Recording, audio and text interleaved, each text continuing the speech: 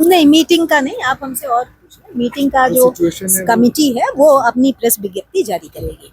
जो सिचुएशन है उसको हैंडल कैसे कर रही है?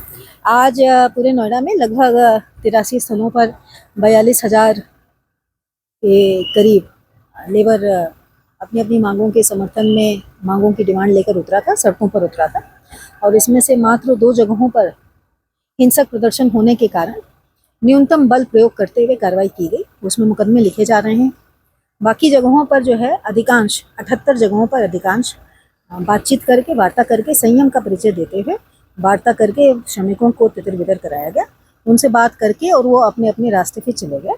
कुछ जगहों पर ज़रूर हम लोगों को दौड़ा के और थोड़ा सा क्राउड डिस्पर्सन करना पड़ा।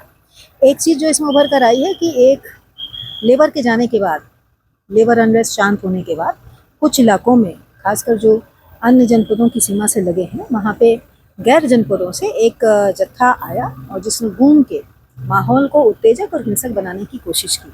इस जत्थे में से कुछ लोग हमारी गिरफ्त में आए हैं और बाकियों को पहचान करके सीसीटीवी फुटेज के माध्यम से पहचान करके उन पर कार्रवाई की जा रही है।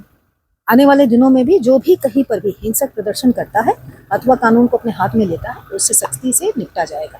बहुत सारे ऐसे हाल के दिनों में उभरे हुए इन्फ्लुएंसर्स और सोशल मीडिया यूज़र्स भी आइडेंटिफाई किए गए हैं, जो कि सामान्य होती परिस्थितियों में बेवजह मजदूरों को, श्रमिकों को उकसाने का काम कर रहे हैं। ऐसे तत्वों से भी सख्ती से निपटा जाएगा। आज 2 जगहों पर जो है वो 2 सोशल मीडिया हैंडलों से गलत सूचना प्रसारित की गई, जिसकी वजह से उसको वायरल कराया गया और जिसकी वजह से उत्तेजना फैली। शांत धरने पर बैठे हुए मजदूरों में सनसनी फैली और उन्होंने जो है पुलिस के सामने आके उग्र प्रदर्शन किया। ऐसे 2 सोशल मीडिया हैंडल्स को आइडेंटिफाई करके उन पर भी एफआईआर दर्ज की गई है।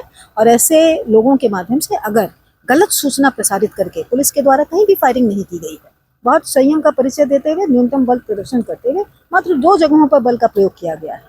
और ऐसे में उनके द्वारा इस तरह की फायरिंग और डेड होने की सूचना प्रसारित की गई, तो ऐसी अफवाह फैलाने वालों से भी सख्ती से निपटा जाएगा। और आने वाले दिनों में कड़ी धाराओं में, आज भी मुकदमा लिखा जा रहा है, आने वाले दिनों में भी उनके खिलाफ कड़ी धाराओं में मुकदमा लिखा जाएगा। मेरी आपके माध्यम से सभी लेबर से, सभी श्रमिकों से ये अपील है, कृपया संयम का परिचय दें। आपकी अधिकांश मांगे, जिसमें से दूसरे दिन ही समझौते में आप ही के द्वारा डिमांड बेस किए जाने पर दूसरे दिन समझौते करके 5 में से 4 डिमांड हम लोगों ने द्वारा पूरी कर ली गई थी, जिसमें से एक था ओवर टाइम का डबल पे का भुगतान करना, वर्क प्लेस पर महिलाओं के लिए और अन्य लेबर्स के लिए जो हैरेसमेंट की शिकायतें हैं उसमें पॉश समिति का गठन किया जाना, लोकल पुलिस के माध्यम से उसमें इंटरवीन किया जाना।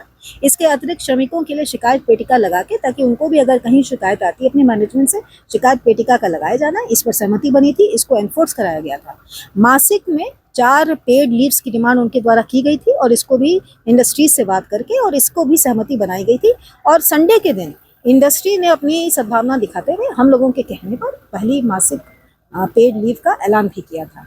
इसके बावजूद जो एक आपका वेतन वृद्धि का मामला था, उस पर माननीय मुख्यमंत्री जी द्वारा आज एक हाई पावर कमेटी को यहाँ भेजा गया है, जिसके द्वारा सभी स्टेक होल्डर्स, लेबर संगठनों के द्वारा, श्रमिकों के रिप्रेजेंटेटिव्स के द्वारा, अन्य स्टेक होल्डर्स के संग बृहद स्तर पर वार्ता की गई है, बैठक की गई है और वो अपनी रिकमेंडेशंस जल्दी देंगे। तो मेरा आप सभी से अपील रहेगी, आपके माध्यम से सभी श्रमिकों से अपील रहेगी, संयम बनाए रखें।